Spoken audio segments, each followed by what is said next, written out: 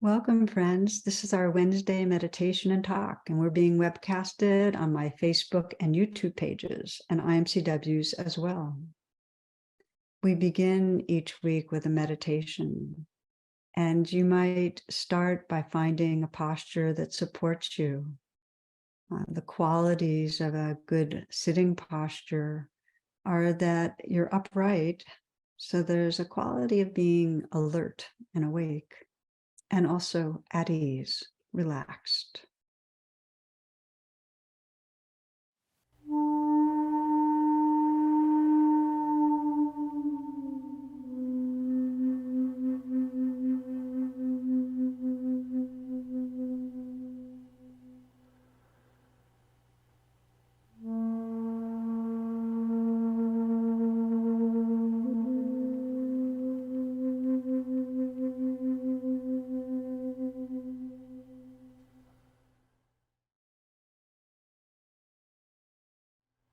Just let your senses be awake.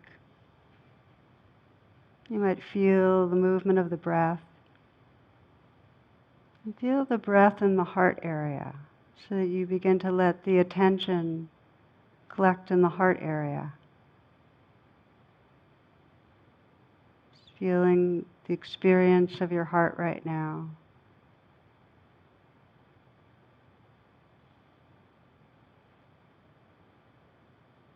And with that, let there be an inquiry. What is my intention for tonight? What is it that really brings me here tonight?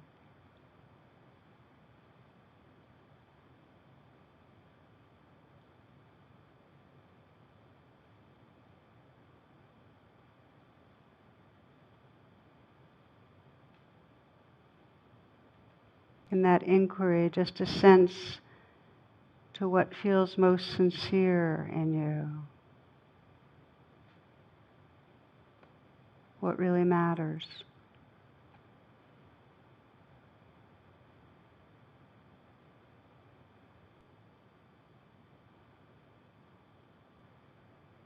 And continuing in mindfulness, let your senses be awake, aware of listening. So you can sense the sounds, the soft sounds in the room, and the space in the room.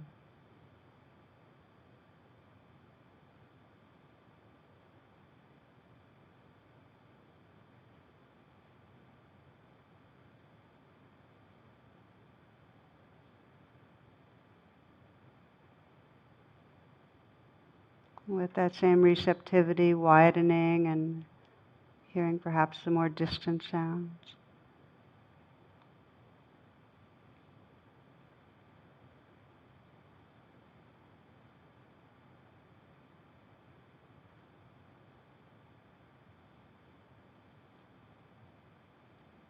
Noticing that with listening, there's nothing to do. And sounds are known spontaneously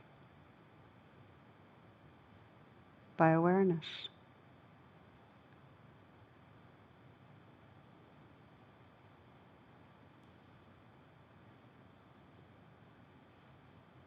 Bringing that kind of receptive, open presence to feeling the life of the body.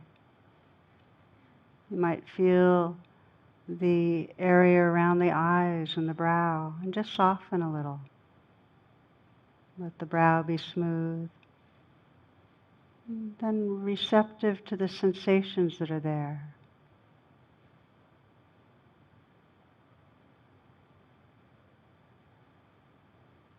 You find the more that you relax and soften, the more you can experience.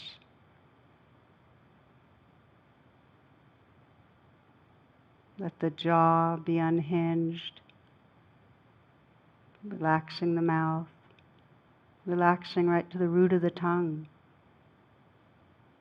And just feeling the sensations, the aliveness in the tongue, the gums, teeth, lips.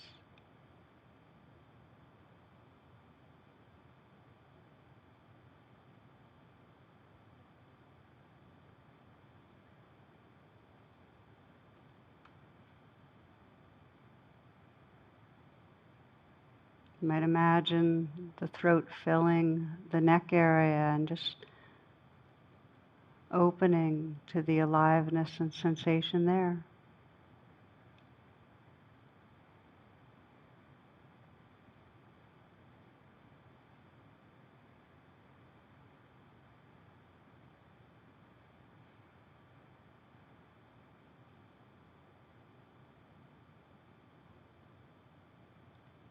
Bringing the awareness inside the shoulders. Just notice the experience of sensations in the shoulders. There may be a frozenness or a tightness,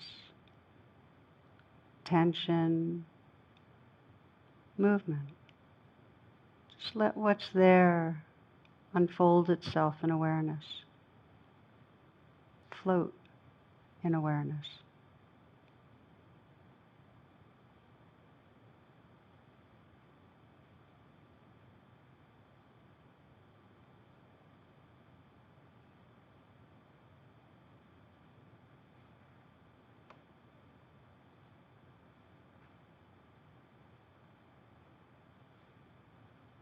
Let your hands rest in an easy and effortless way.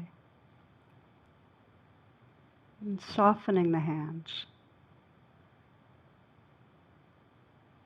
Placing the awareness inside the hands and again, receptive experience of sensation there. What's it like? From the inside out, feeling the hands right now.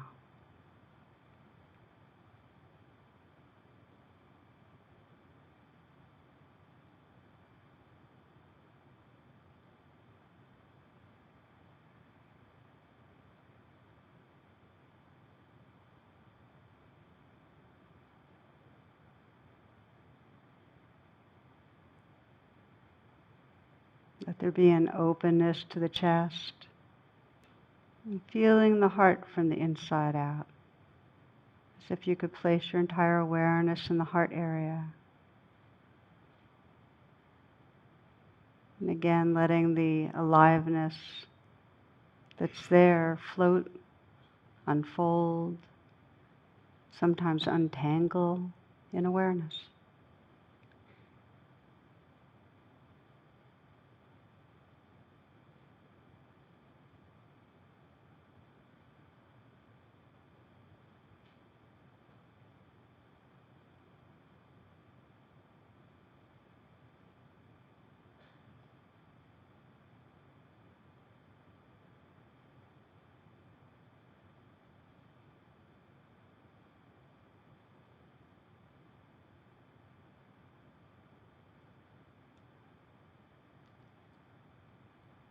Scanning down the body, feeling the area of the belly, or what's called the dantian, a little below the belly. Just softening and loosening. See if you can let this next breath be received in a softening belly. This breath.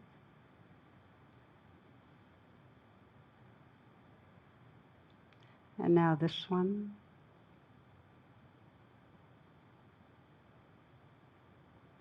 And again.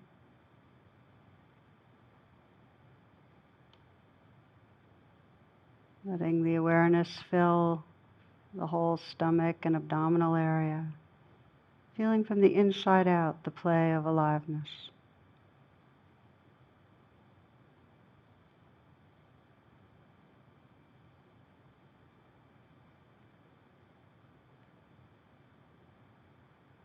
Soft belly, soft hands, soft eyes.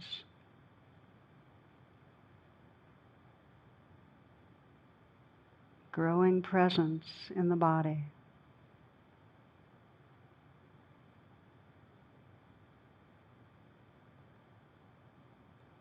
Relaxing down through the whole pelvic area. Just letting awareness fill that region. Open and receptive to the dance of aliveness.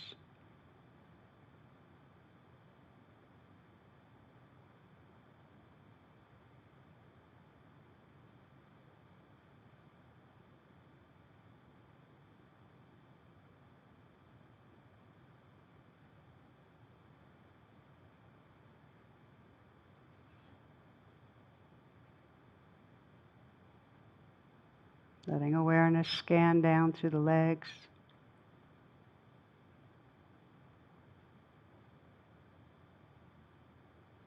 And feeling the feet from the inside out.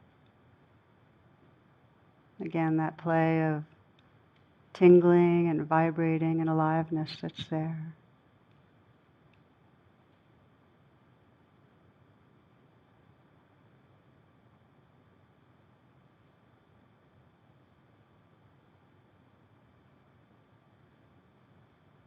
You might sense the earth, the vastness of aliveness beneath and around you, just naturally pouring through and moving through and flowing through your body. So you can feel your whole body as a field of sensation.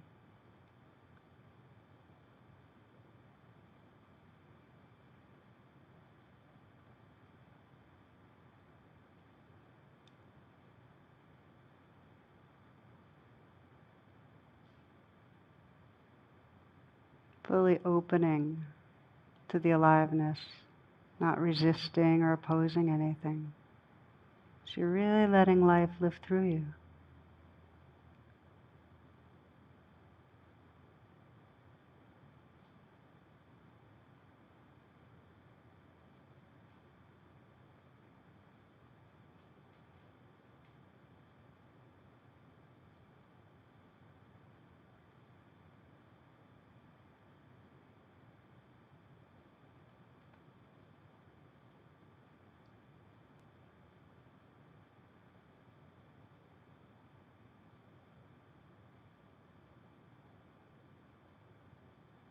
Aware of the play of sensation,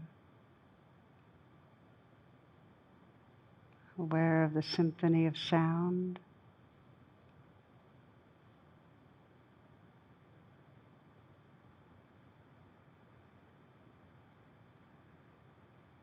So you're listening to and feeling the whole moment.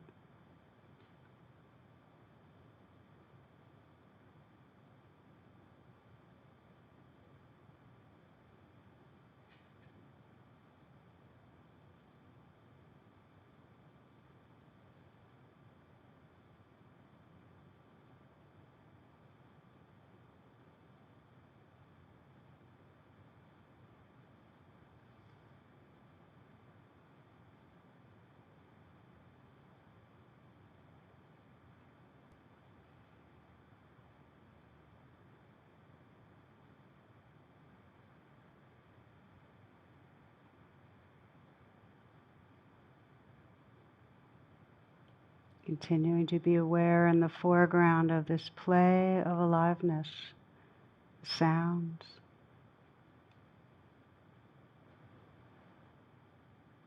sensations.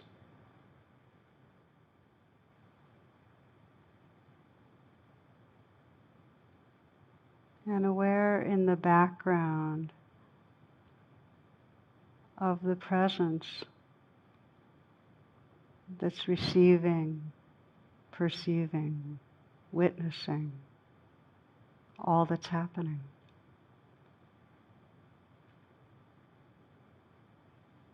This alert inner stillness.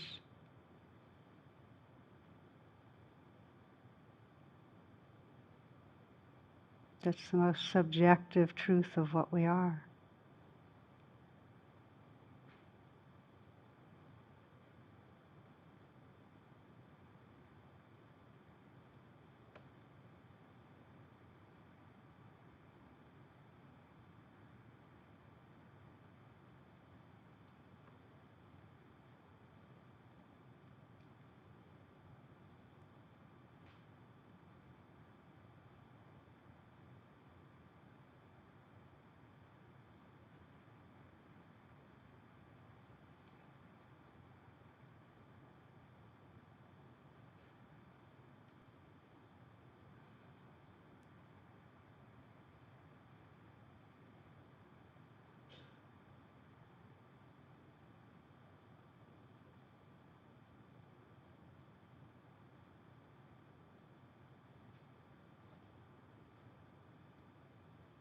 At some point you'll notice that the mind's drifted into a virtual reality, into a kind of trance of thinking.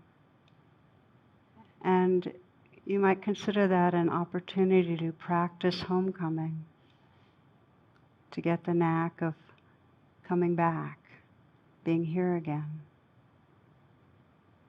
When you realize you've been off in thought, just simply pause, and without any judgment, just appreciate noticing again, right here, right here. Aware of the sounds that are actually happening moment to moment.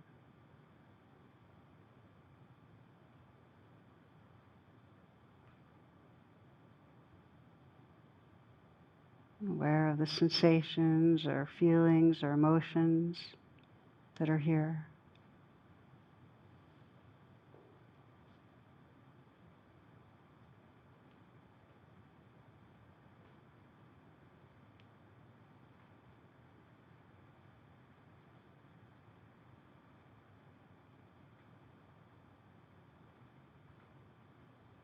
So you're relaxing back.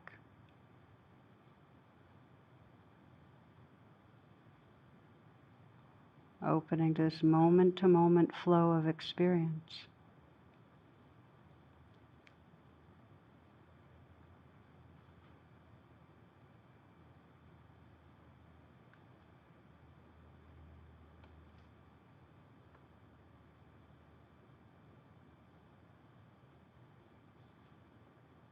And again, you can sense in the background that silence that's listening.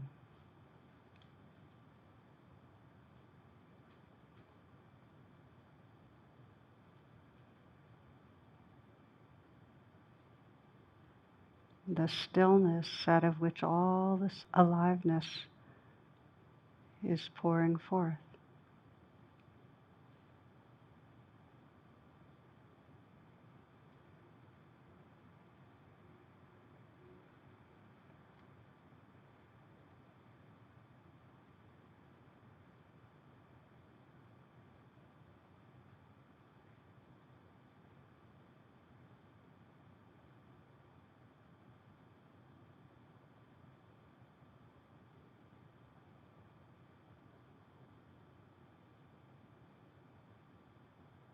Again and again, relaxing back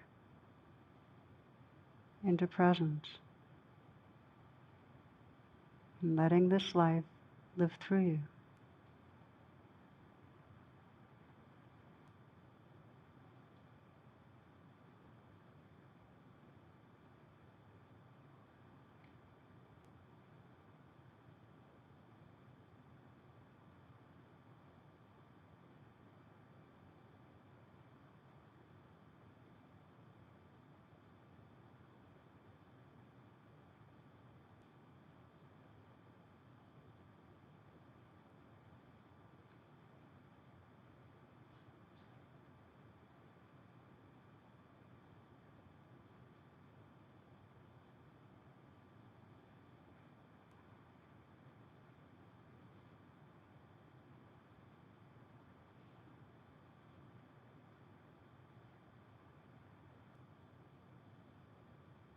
The last few moments, just to explore for yourself what it means to be intimate with the life that's right here.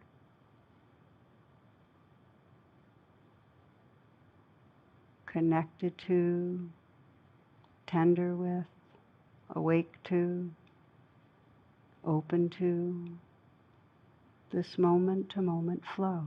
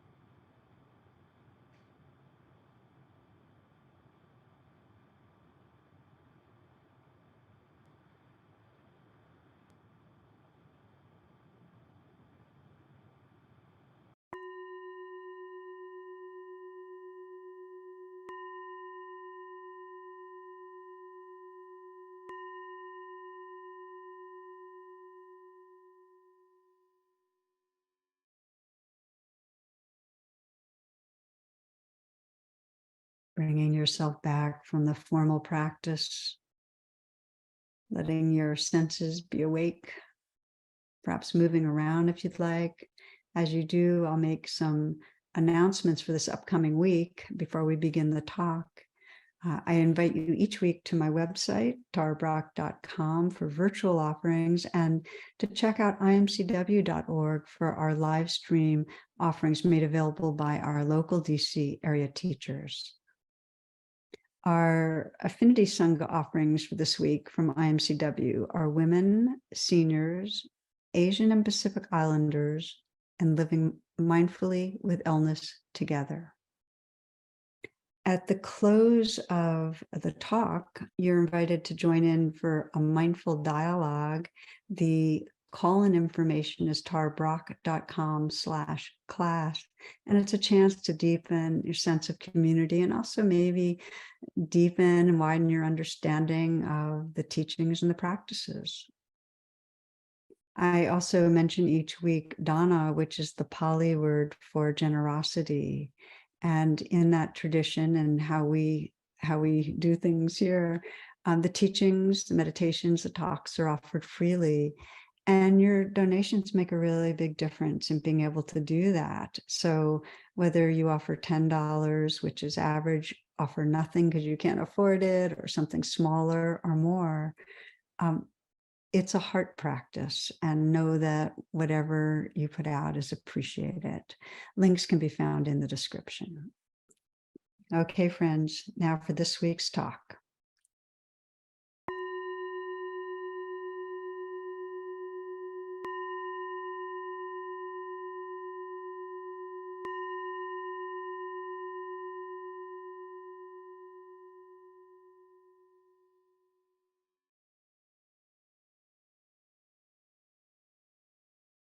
Namaste, friends. Thanks so much for being here. So I'd like to start with a story. In this story, a man's driving through the country and it's a thick fog, and he accidentally drives off the road and gets stuck in a ditch. And he's not injured, but his car is completely stuck in the mud. So he walks to a nearby farm to ask for help. And the farmer there says, "Oh, Warwick can get you out of the ditch." And he's pointing to an old mule in the field. And the man looks at this old mule and thinks, "Oh my gosh, I don't know how much he can do." But the farmer's going, "Yep, Warwick can do the job." So the man figures he has nothing to lose. The two men and the mule make their way back to the ditch. And the farmer hitches the mule to the car. And with a snap of the reins, he shouts, "Pull Fred, pull Jack, pull Ted, pull Warwick." And the mule pulls that car right out of the ditch. Well, the man's amazed. He's deeply grateful, as you can imagine. So he thanks the farmer and he gives a friendly pat to the mule. And then he says, "Why did you call all those names before you called Warwick?" And the farmer grins at him and he says, "Well, old Warwick is just about blind. As long as he believes he's part of a team, he doesn't mind pulling." So, fun story, and it points to a deep truth, which is when we trust, we belong. When we trust we're part of something larger, we're enlarged. We become resilient, and in a deep way, the wisdom and the love of the universe flows through us. So because the deep truth is that we belong, we're all made of stardust. We're all composed of the same earthly elements. We're all sourced in the same sentience, the same awareness. When we feel a sense of connectedness, of oneness, it feels like home. So friends, this is part 2 of a talk entitled Intimacy with Life. And it's really about remembering our belonging. And I like the word intimacy. In Washington, D.C., our retreats over the past 20 years have been called Intimacy with Life. I like it because it's a more kind of close-in, embodied expression of love. It connotes closeness. It connotes warmth and understanding and connectedness. And intimacy is a yes to life. So what makes intimacy possible is presence. I mean, if you investigate any experience of intimacy, moments of feeling warmth, connectedness with another, you'll find that behind it, there's presence, that closeness is nourished by an awake attention. Yeah, I read somewhere that Krishnamurti, he's an Indian spiritual teacher, he taught that if you choose a rock and you place it somewhere in your home and you visit it daily, he said, in a few weeks, it'll become a sacred rock. It'll have meaning. You'll be in conscious relationship. And there's some wisdom in us that knows this, that when there's deep attention, when we're paying deep attention, that attention bonds us, it merges us, it activates love. I mean, if you think of a mom and an infant gazing at each other.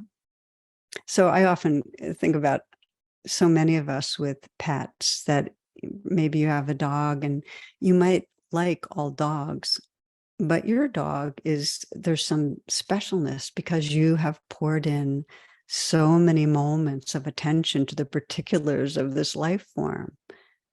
Our attention bonds us. Our attention is the most basic expression of love, and it nourishes love.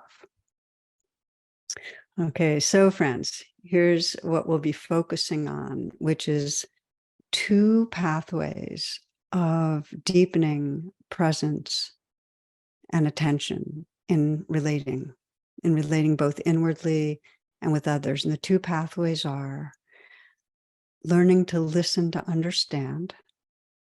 In other words, having a very pure, engaged receptivity where we can take in who's here.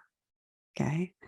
And the second pathway is expressing directly from our heart. In other words, going beyond the mental habits of interference, interpretation, armoring, and just expressing from our hearts, not holding back our deepest truths, not holding back our loving. We are always communicating with our inner life and the life around us. We're always taking in what's going on and sending out information about ourselves. I mean, the quantum physicists say that all emanations of life are in communication. All parts of life are inter-influencing, like waves in an ocean, that all parts of life are inseparable from all others. But what is important here is that when this communicating isn't conscious, when we're not mindful or aware of communicating, the habit of the mind is to get blocked. That because we have fear, we think that the communicating is going on between a self and another. There's a sense of separation, and it closes down. There's not a listening to understand. There's not an expressing in an unimpeded way. So the training here is, can we bring more awareness to communicating, to unblock? So it really becomes communing, turning communicating into communing. And what we find is that the more presence, the more that sense of separation dissolves, and there really is communing. Joanna Macy, wonderful Buddhist teacher and wise woman, she calls true communication a flow through of information and energy. A flow through. That there's a real yes in taking in, it's undefended, unimpeded taking in, and a yes in flowing out, communicating from presence. And I find it really interesting that studies of the brain show that when we humans are experiencing that communing, that oneness, that yes, it actually correlates with less activation of the inferior parietal lobe. That's the part of the brain that generates a sense of self and other. Okay, so communing correlates with that deactivation. So there's more of a sense of we, more of a sense of belonging. So it's our capacity to be in communion with all parts of this living world, intimacy with life. I like the way Ram Dass puts it. He says, I'm only Jewish on my parents' side of the family. But this is our potential. And as we know, we spend many moments living in that trance, a more confined reality where we feel separate, where we feel isolated. And even more, the more stress in our lives, the more we live in that kind of sense of separateness, a fear-based reality where there's mostly othering.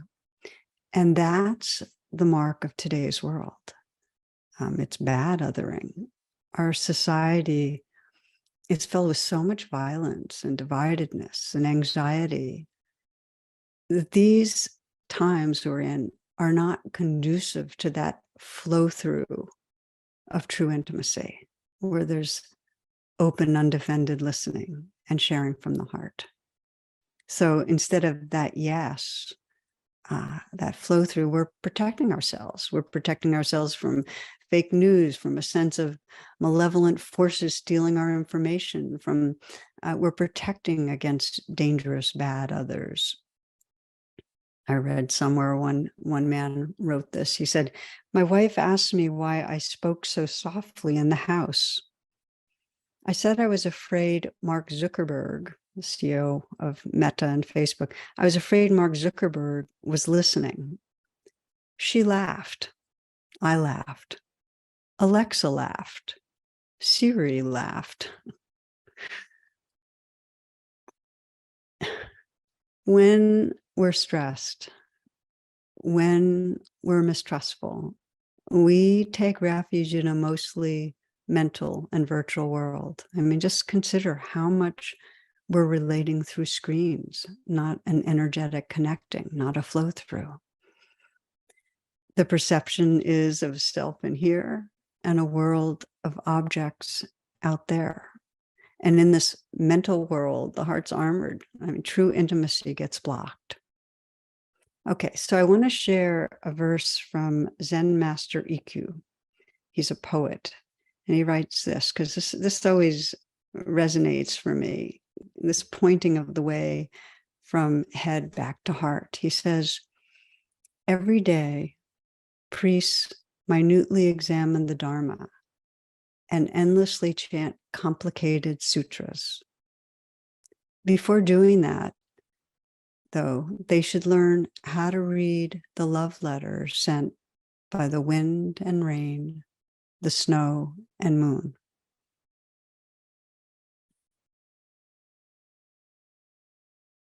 Okay, my friends. So a path of intimacy, moving from the virtual to the real, from the head to the heart, awakening presence, experiencing all parts of life, our inner life included, shining through with that same sacred essence. Last week, I shared a story of an indigenous woman, a botanist, and how she'd walked through the fields and she'd experienced the moose or the deer fly. And with each, she'd say, somebody left tracks here. Somebody is here. This is, to me, so radical and so powerful that if we can, instead of other, really sense with different beings the sentience that's there, the presence that's there, the realness that's there. Right now, I'm in Cape Cod, and it's part of the reason I chose to do this series on intimacy, because just being so close in with the elements, it helps to connect me, to feel intimacy. So walking in the mornings, often there are a lot of seals walking along the bay here. And they're called the black labs of the sea because they're like black labs. So this morning, about 20 feet out, one was swimming along. And it's just so powerful to sense, okay, there's sentience there. I felt accompanied. And then a few days ago, horseshoe crab that I found that was, oh my gosh, it was upside down. It was struggling because the tide was going out. And here's this ancient life form. They existed before the dinosaurs. They're more spider than they are crab. Anyway, this ancient life form, and it was really loving life, struggling for life. And of course, I had to turn it over. Could feel that somebodyness there. A few days ago, also, I saw a big black back gull, and it had only one leg, which happens. And you could just sense, here it is, this being that's adapted, the survivor, somebody. Martin Buber, I mentioned last week, he writes about learning to sense thou, that sentience, that presence in others, and how much that awakens us to spirit, that we're never alone when we sense thou. Take a moment here to pause, just so you can kind of ground in this, get a taste of this. Take a few full breaths.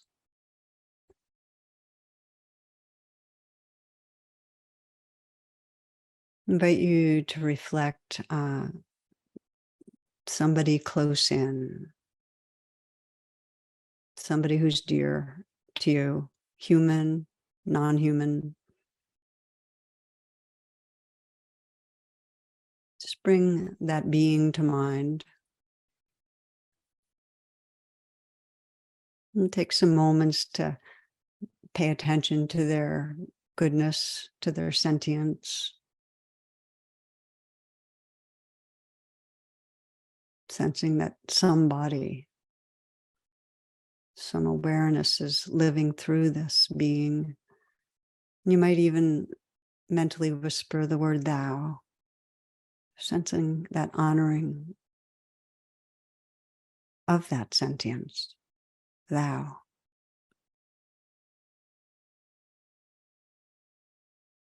Notice what happens to your heart.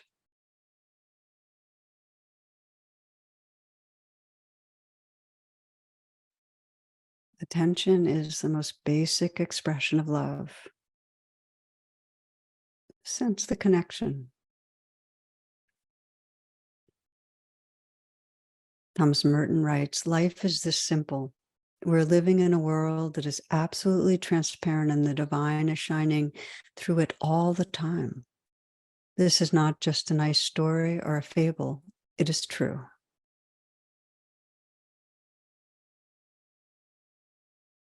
Okay, if your eyes are closed and you want to open them, please do. So presence allows us to perceive this truth of the divine, the sacred shining through. It allows us to feel connection, oneness, and as we know, there's deep conditioning not to be here, not to be present. There's deep conditioning not to have that open-hearted flow through, to close down. So friends, I want to shift a bit here and name that in talks like these on intimacy, on love, on connectedness, it can actually highlight just how much we don't feel loved or loving or intimate. It can actually highlight how blocked we feel. It can highlight the no. And it's often most striking how it's difficult to feel that loving and that intimacy towards our own being. I think perhaps the greatest suffering is that sense of being divided from or at war with our inner life. And if we're divided and at war with our inner life, if there's not a sense of intimacy with our inner life, if we don't listen to understand inwardly, if we don't hold our own being with kindness, very difficult to have that yes, that flow through, that communication that becomes communing with others. So because of this, our starting place on the spiritual path, our starting place in awakening intimacy with life is right here, this life that's within us. This is where we return again and again. And, if you've been practicing with me, this is really at the center of the practice, learning to attend inwardly with curiosity, with care, unblocking the communication with our inner life. Yes to the inner. And it begins by noticing, and not to notice with added judgment, the ways we say no, the ways we ignore our loneliness or our longings or our hurts, or the way we judge our insecurities or our cravings or addictive behaviors, or the way we're chronically trying to fix or improve or change ourselves. To notice the no. For many, the attitude or the way we relate to our inner life is a reflection of how our caregivers and our society have been relating to us. We internalize messages about who we are. Brief illustration is a woman walking down the street to work, and she sees a parrot on a perch in front of a pet store. And the parrot says to her, "Hey, lady, you are really ugly." Well, of course, that's upsetting. So she storms past the store to her work. And on the way home, same parrot's out. And again, it says to her, "Hey, lady, you are really ugly." So she's incredibly angry now. And the next day, the parrot, again, she passes it, says it again, "Hey, lady, you're really ugly." And now she's so enraged. She goes into the store and she confronts the owner and says she's going to sue if it happens again. And so the store manager assures her that he's going to put an end to this. Well, at the end of the day, she's walking back from work and she passes the store, and there the parrot is, and he calls to her, "Hey, lady." And she pauses and said, "Yes." And the bird says, "You know." So, point of the story, we internalize messages from our caregivers, from our larger society. And our society is, we think, we're not thinking our own thoughts, we're thinking society's thoughts.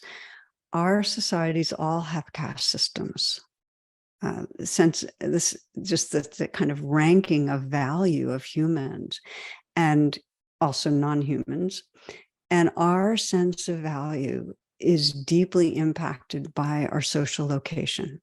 In other words, whether we're of the dominant or non-dominant race or religion, what our socioeconomic status is, and more. And it's often a hidden impact. We may not be aware of it, yet we turn on ourselves if society demeans us, or if our society elevates us over others. If we're white, if we're privileged, then we get disconnected from our heart and from realness and from sensitivity. So either way, we disconnect with society's rankings and say no to our intrinsic value, cut off. We also turn on ourselves to the degree that our caregivers, who are the messengers of the society, say no. In other words, to the degree our caregivers ignore who we are, don't see who we are, misunderstand who we are, neglect us, judge us, try to fix us. So we take on those attitudes towards ourselves. So if we widen the lens, I think a really valuable filter for understanding our lives and also the evolution of the species is that there are two basic forces operative, and one is the fear-driven energies that try to control us, and that's basically, they have us avoid presence. It's a survival brain. It's basically contracting, saying no to life, and trying to manage things. And then our wise hearts, that's the awakening awareness, that's really the call to connecting, to saying yes, to that flow through, to opening, unimpeded communing. So we have these forces, and our evolutionary pathway as we evolve, as we grow, is to begin to have more and more awareness of the no, of the survival energies, bring that into the light of awareness. And Rumi said it so directly that the path is not to seek love, but to seek and find the blocks we've created to it. This is highlighted in one of my favorite parables, where people in this domain, with those with a lot of suffering, would make a long journey to see and consult with a wise sage who lived off in the far off mountains in a hut. And so they'd go through this journey and they'd finally arrive there and they'd meditate with her, and she would swear them to silence and say, I have one question for you. What are you unwilling to feel? So shining the light on what we've been saying no to. The portal to intimacy is to feel feelings. Learn to bring a healing presence, a yes to the feelings we've been unwilling to feel, to the wounded places. Saying yes to those feelings. And here's what we're going to be deepening with now. Learning how to communicate consciously with the wounded places. Learning to listen, to understand. And that's with our inner life. And of course, we're going to extend it to others. And also to hold and express care to those places. So a personal illustration or sharing, and this was the time when I had drifted very far from communicating with my inner life, very far from that yes, and I needed to find my way back. And this was when I was in that spiral downhill in terms of physical illness. And I became really cut off from my inner life, from Jonathan, my partner, from others. I was very reactive to the physical pain and also the emotional challenge of being so sick. So in particular with Jonathan, our relationship grew out of, just all these activities that we love doing together, hiking and biking and swimming in the ocean, and all impossible, couldn't do it. I was too sick. And so I had to be very self-protective. I injured easily. And I was less capable in doing things around the house. And in that period of sickness, and it was about 5 years that it went on, and I'm much better now. But during that period, I had a deepening sense of self-consciousness about just not being okay, and then depression and anxiety about what was going on. And one morning we were together, and he was in some way, trying to help me figure out how to deal with things. And I felt the sense of him trying to fix me, and left and realized how tight I was, how completely I was withdrawing and pulling away from him, no to my inner life, no to him. So I went out to our hammock and just basically knew that I was dedicating that time to inwardly reconnecting. I needed to be in conscious communication with my inner life. So listening to understand. It began with that question I just mentioned in the parable. I asked myself, what am I unwilling to feel? Such a helpful question. I mean, just in any moment, what am I unwilling to feel? And we find that we've been in some way saying no to part of our life. And for me, it was shame. I was unwilling to feel how much I did not like my sickly, aversive, depressed self. That's the way I felt about it. And, shame about feeling deficient. I felt unattractive. I was no fun as a partner. I was basically bad company. This is what the shame place was feeling. There was a sense of, I don't like me. Why would he like me? So it was a real deep insecurity about being lovable. And the old wound of, if I'm not offering something to others, if I'm not fun and capable and pleasant to be with, I'm not going to be loved and valued. Okay, so again, listening to understand, then the deepening of that was really that inquiry. well, how do you want me to be with you? Like, it was like my wiser, larger awareness was asking, how do you want me to be with you? And it was so clear that that wounded place really wanted to be accepted, that this fear and shame and insecurity wanted to feel attended to and accepted. Um, it wanted to know it belonged. And that was really important for me to, in some way, communicate this belongs. This, just like waves in an ocean, this belongs. This shame and fear is part of it right now. So with that, there's beginning of yes. Yes, this can be here. I'm willing to feel. And so again, to continue to deepen the presence, I asked that place, what do you need? What do you most need? And if this sounds familiar, this is a very intrinsic part of the RAIN practice: recognize, allow, investigate, nurture. Really listening deeply inwardly, investigating, sensing what's true. So when I asked, what do you need?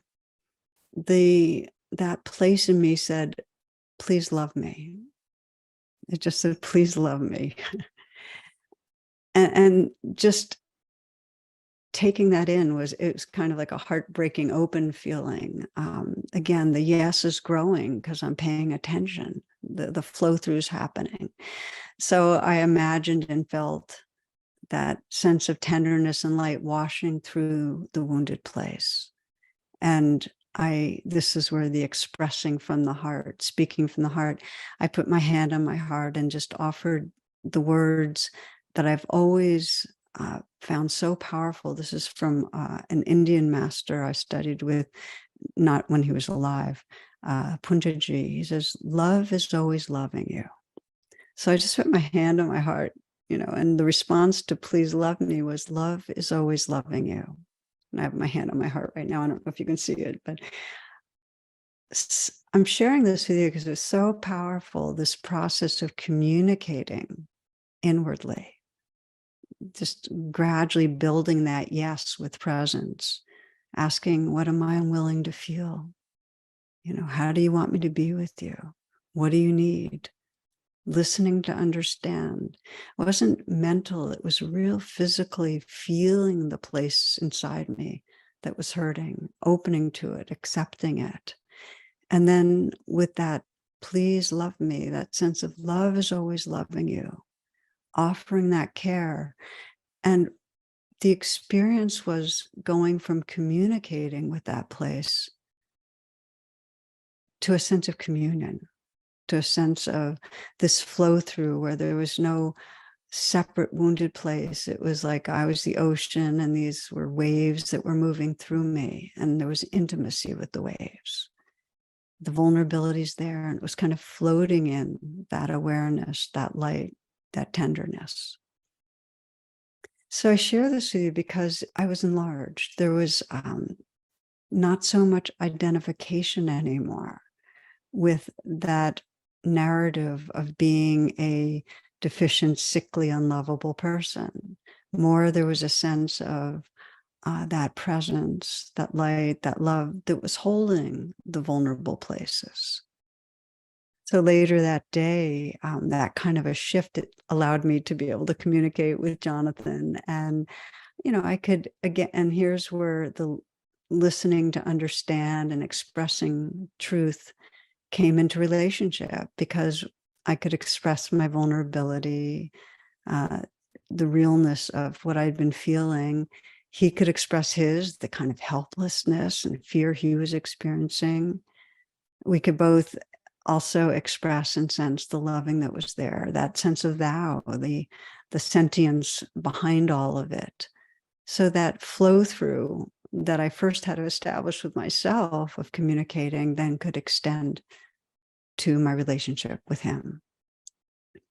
And I just want to say, it's just important to name, is that the patterning of insecurity, the shame and the fear still arose over the next days and weeks. I'd move through the day and notice the kind of getting contracted, the no to my inner life, the irritability, And then I'd say, okay, listen, what am I unwilling to feel?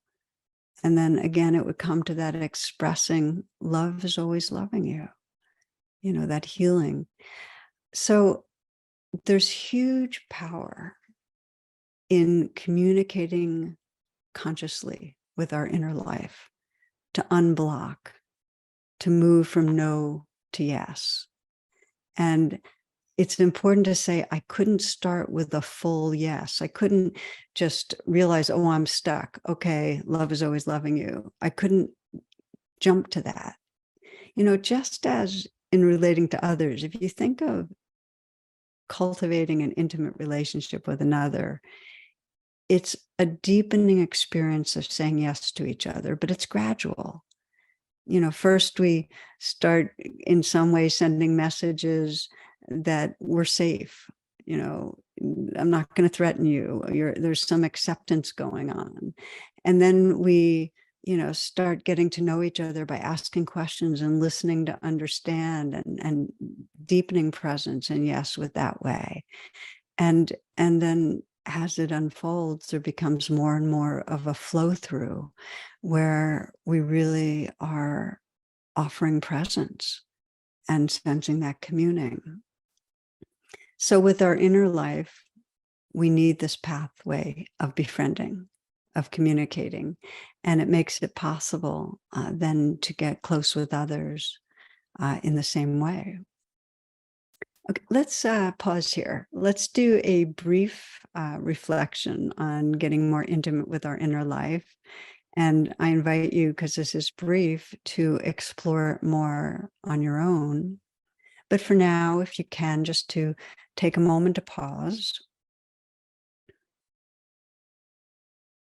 It always helps to take some conscious breaths and invite yourself right here into the moment.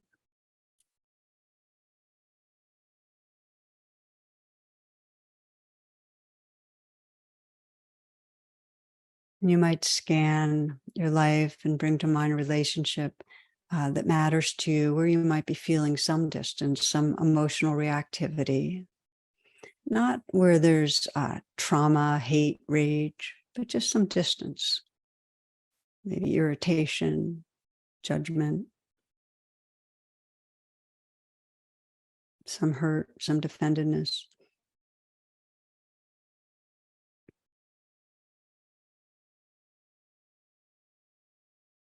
And as you bring the person to mind, or perhaps have in mind a situation where you feel triggered,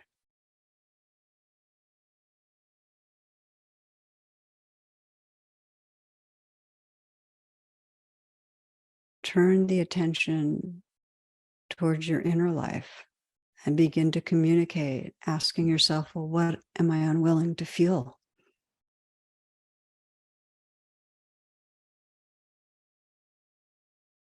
And see if it's possible to deepen attention to the body, to wherever you feel most vulnerable, to breathe with that, to feel it directly,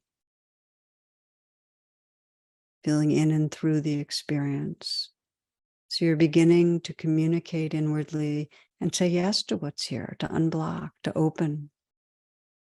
Listening to understand isn't so much cognitive as to really feel the feelings. And you might even ask that place of vulnerability, how do you want me to be with you? Does it want to really sense your acceptance, that this belongs, your kindness?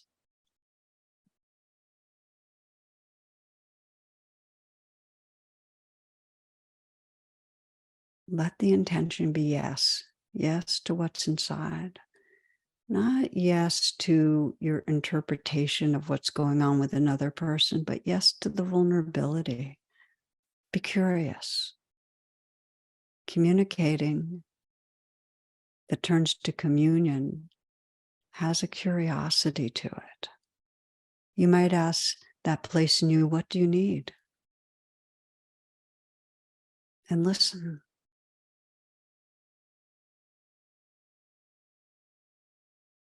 What's the flavor of love that this part needs?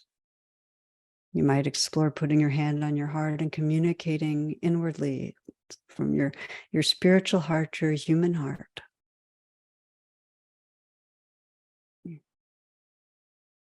What's the message that will serve? Could be love is always loving you. Could be I'm here with you. Or I'm sorry and I love you. I'm not leaving. I love you and I'm listening. It's not your fault. Trust your goodness. Communicating is the pathway to communion.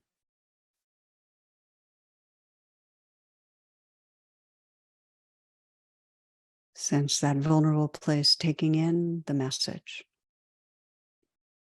You might sense it as a wave floating on the surface of a vast, tender ocean of awareness. That you are the awareness, the love that's loving,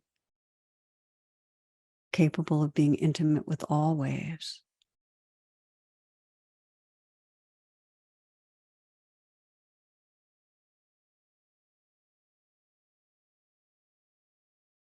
And from this space of openness, of flow through, of communion with the inner, you might bring to mind the situation again with the other person.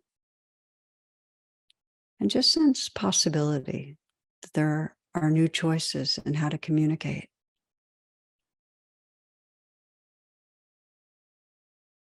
You might sense your intention to listen, to understand, curious,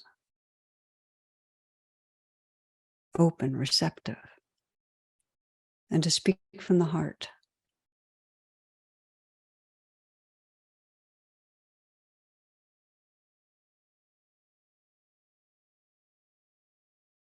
If your eyes have been closed and you'd like to open them, please do. And thank you for exploring. Thank you for caring about cultivating intimacy, because this is what our world needs. So thus far, our primary focus has been on inner communications, and that's the grounds for intimacy with life. But I'd like to now look more at how we commune with others, develop that presence with others. And the basic understanding here again is that the more stress, the more fears, the more blocking of the flow through, the less access we have to truly listening and truly expressing from the heart. One story, a man called his mother in Florida and says, "Mom, how are you?" And she goes, "Not too good." And she says, "I've been very weak." And the son says, "Well, Mom, why are you so weak?" And she replies, "Well, because I haven't eaten in 27 days. The son says, "That's terrible. Why haven't you eaten in 27 days? Her response, "Because I didn't want my mouth to be filled with food if you should call." A bit of a misguided attempt at a flow through. um, Listening and speaking truth gets blocked when we're caught in hurt, anger, and fear and shame. It's a survival brain. It's contracted. It's saying no. It's defending. It's trying to get what it wants.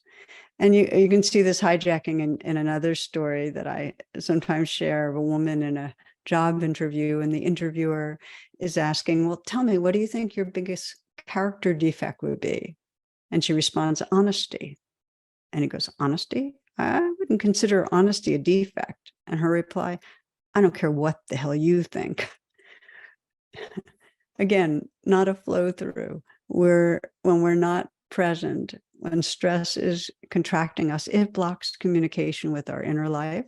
We're not in touch with what we're really feeling, what our deepest intention is, and it blocks communication with others. We lose the capacity to listen, to understand, and to express from the heart. And instead, we're reactive or we're on autopilot. And I know for myself, when I think of my daily interactions, and especially when I'm busy trying to get things done, stressed, just to realize how often instead of listening, I am in some way planning my response. I'm distracted, I'm judging, I'm disconnected. This is universal. It's not our fault. And because we are so deeply conditioned to contract, to not have that flow through, to avoid feeling uncomfortable feelings, to avoid presence, it takes aspiration, it takes intention to move towards intimacy. Intimacy has to matter. So for this last part of our reflecting together, I'm going to explore some ways we can be more intentional in practicing how to listen to understand and how to speak from the heart. And listening to understand comes out of a genuine interest. What's it like being you? Interest. What makes you think or act as you do? Classically, this is described as perspective taking, but it comes out of interest, caring. You might remember, this is Kyle Schwartz, a school teacher. She wanted to better understand her students. She taught in an area with much poverty, a third grade teacher and an author. So she wanted to understand her students better. And she did an exercise where she asked them to respond to this prompt, which was, I wish my teacher knew ... I want to share some of the responses. I wish my teacher knew my dad is in jail and I haven't seen him in years. I wish my teacher knew I don't always eat dinner because my mom works and I don't know how to work the stove. I wish my teacher knew I like coming to school because it's quiet here, not like my house with all the yelling.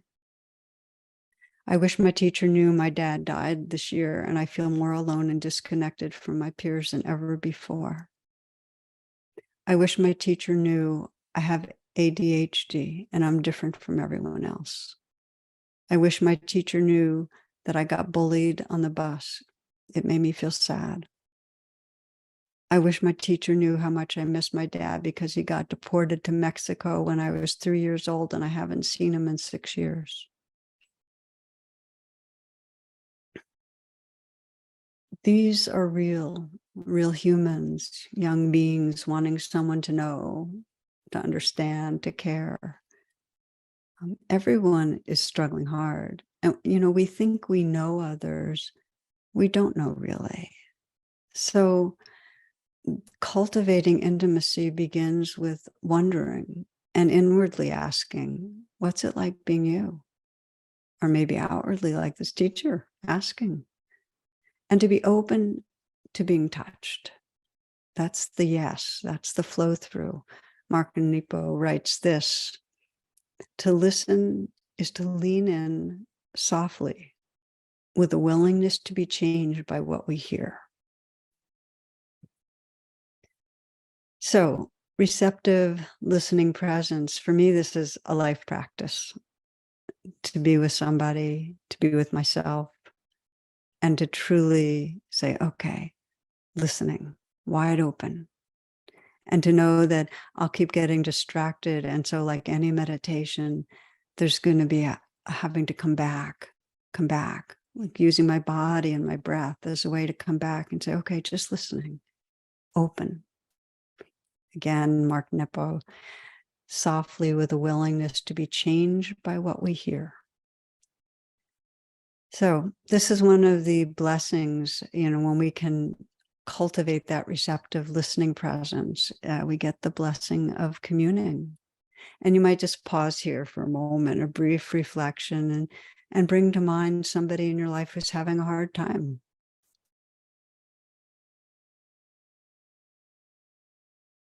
And sense the inquiry, what's it like being you?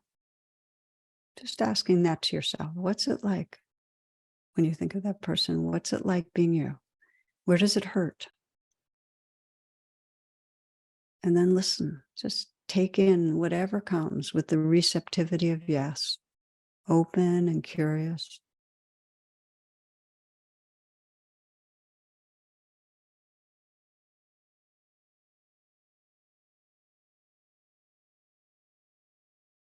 You can also ask and wonder, What do you love? Sense what that person loves.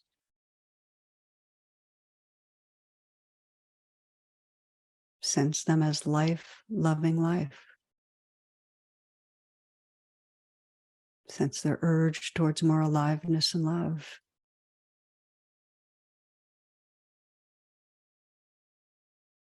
This is the power of attention.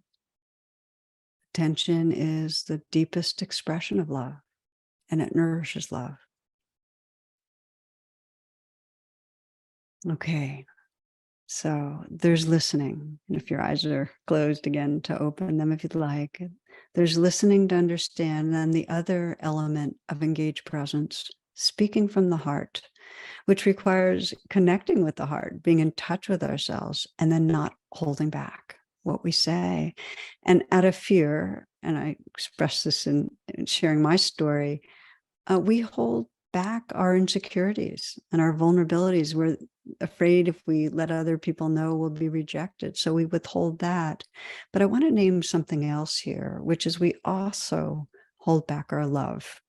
We don't express love. And again, the fear is that's, going to be too vulnerable. We won't be well received. And yet, when we do express from a pure place, it actually activates more loving within us, and it reveals the fullness of connection. I mean, you may have noticed when you are present and embodied, if you're really looking at somebody and you say out loud the words, I love you, it actually brings forward in a visceral way that warmth of loving. Again, just to taste for a moment, to reflect and bring to mind a being where your loving is not complex. Could be a child, a friend, a pet.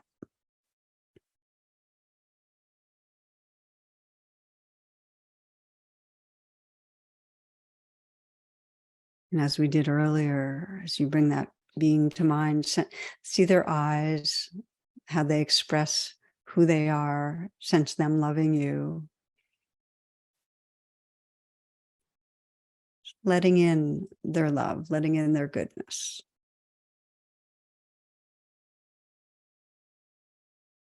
So you're receiving, you're listening, you're taking in, letting that flow through happen.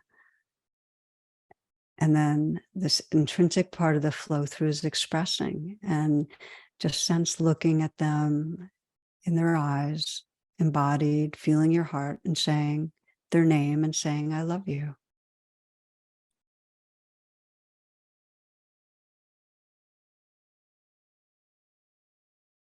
Sense them taking it in. This is part of the yes, the flow through. You might say again, I love you. Or you might say, thank you, just appreciating them.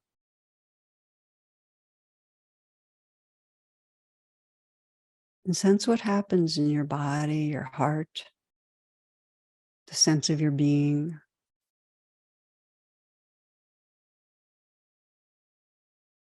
You might let the image of the other drop away and just sense the shared field energetically, that shift of I to we, when loving is expressed, when there's a flow through.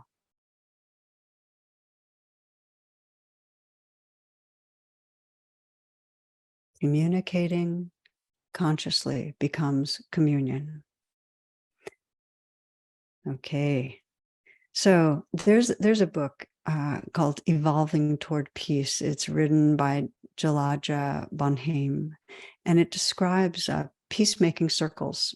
It's called circle work, and it's for those who want to resolve conflict and deepen communication and connection. They've done these circles in many places of suffering around the world.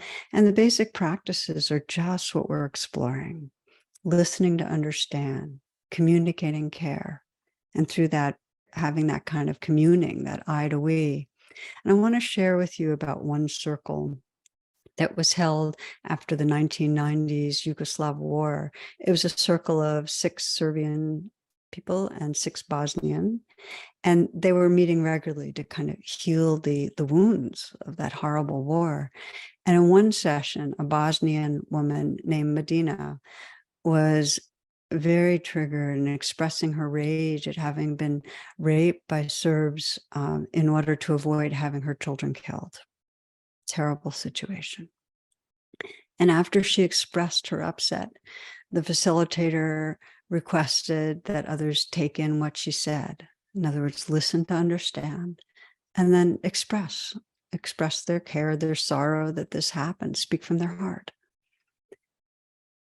The Serbs that were present could not communicate sorrow. They couldn't do it. And it felt to them like this would be an apology and that they themselves were not guilty for what other Serbs did to her. They had never raped.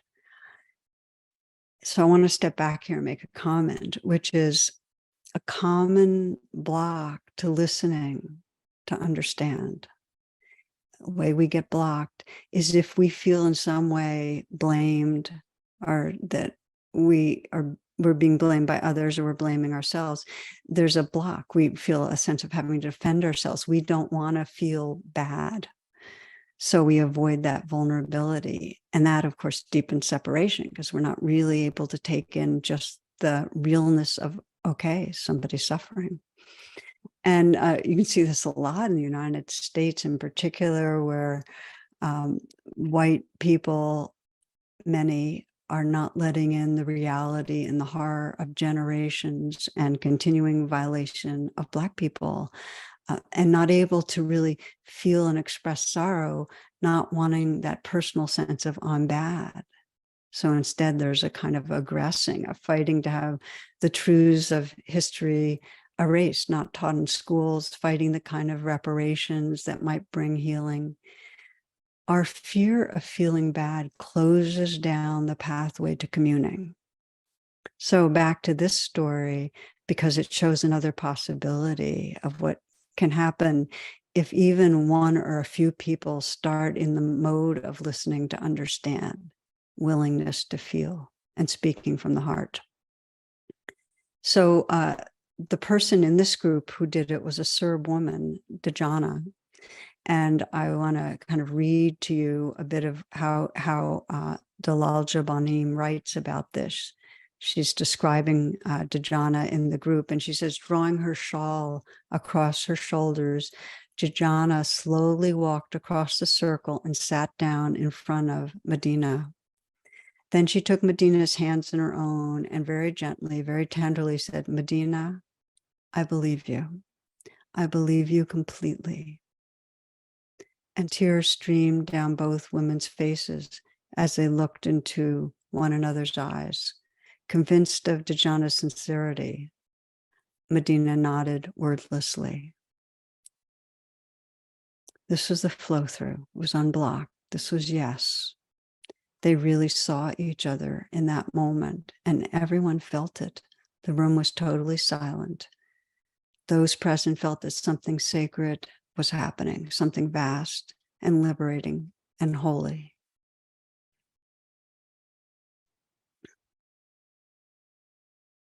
True intimacy, communing is possible, and it's not from lack of conflict. The no's are going to happen. I mean, our survival brains are going to play out. It's the capacity to see this and then to arrive in presence, to have the courage to listen, to understand, unblock, be receptive, just the way Dejana could take in the reality of Medina's suffering, take it in, let herself be touched, take in her need to be seen and witnessed, and then it's the capacity to speak from the heart. In this case, communicating or understanding, but it could be speaking about our own vulnerability, speaking about our gratitude, our love. Communicating when there's presence becomes communing.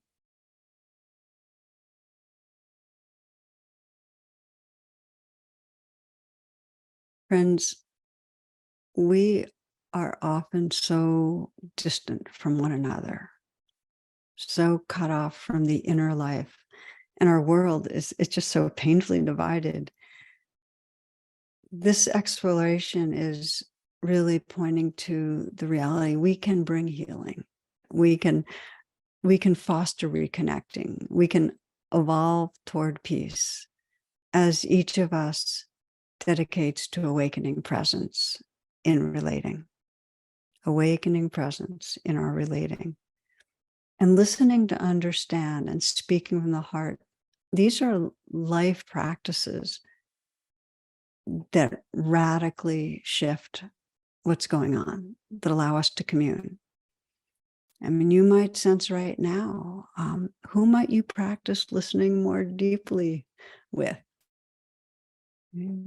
Sometimes if we say, I'm going to do it with everybody, it doesn't work. But is there somebody in your life that you can really sense, okay, I want to listen to understand. I'm going to get quiet and let my breath be an anchor and really listen to understand.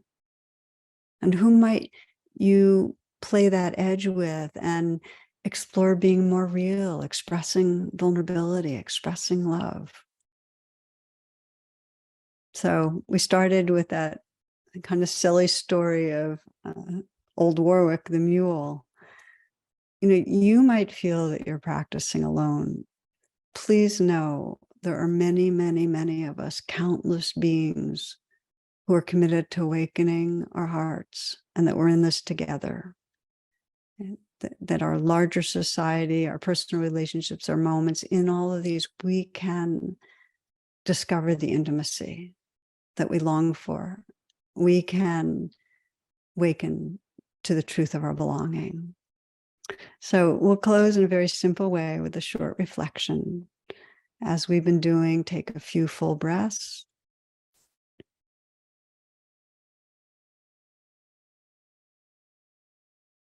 And invite yourself into intimacy with this very moment. That yes to the aliveness that's here. Kind of inner listening, receptivity, feeling this breathing body. Just offering a kind, curious presence. Sensing this breathing body exchanging nourishment with the plants and the trees of this world. We couldn't exist without them. Sensing all of us, these breathing bodies that are made of stardust, these breathing bodies that are sourced in an awareness, the shared heart space, that loving awareness that's our essence.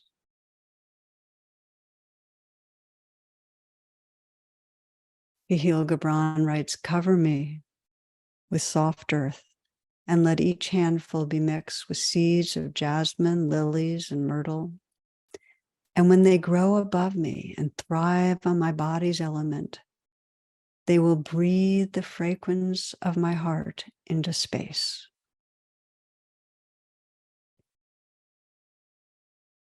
In these final moments, feeling our shared heart space, our shared prayer for a more loving world.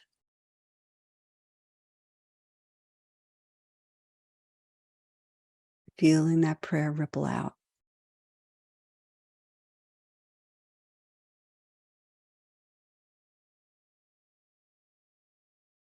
Thank you, dear ones. Thank you for your attention, your presence, your care. Wishing you all blessings.